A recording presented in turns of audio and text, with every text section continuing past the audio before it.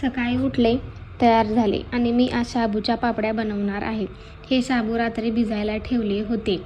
म्हणजे एक छोटी वाटी शाबू आणि त्याच वाटीने 5 वाट्या पाणी ठेवलं होतं. तर हे सकाळी असं झालं होतं. याला मिक्सरमध्ये फिरवून घ्यायचं, बारीक होईपर्यंत याचं बॅटर तयार करून घेतलं. मेन कापडाला तेल लावून त्याच्यावर हे बॅटर असं पसरवून घेतलं छोट्या छोट्या आकारामध्ये. मला हे असले सगळे कारभार करायला खूप आवडतात. मी शाबूच्या पापड्या फर्स्ट टाईम बनवत होती. मग त्यामुळे थोडंच शाबूचं करून बघूया म्हणलं, पहिला नीट होतंय का नाही. नीट झालं तर मग नंतरनं जास्त शाबूचं बनवायला काय वाटणार नाही. यामध्ये कलर पण घालतात, पण मी फर्स्ट टाईम बनवत आहे आणि थोड्याच पापड्या बनवणार आहे म्हणून कलर वगैरे काय घातलं नाही. मी एकदा लॉकडाऊनमध्ये पण पोह्याचे पापड बनवले होते.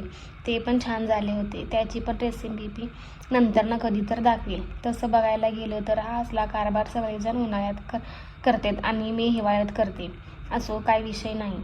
या पापड्यांना कमीत कमी 2 दिवस तरी उन्हामध्ये कडक व्हायला ठेवायचं. आता यांना 2 दिवस कडक होऊन झालं. आता बघूया कसं होते. पापड्या फुगल्यात पण छान झालीत. शाबू भिजायला ठेवताना मी फक्त त्यामध्ये मीठ घातलं होतं, तरी पापड्या एवढ्या फुगल्यात आणि टेस्ट पण छान लागत आहे. Thanks for watching.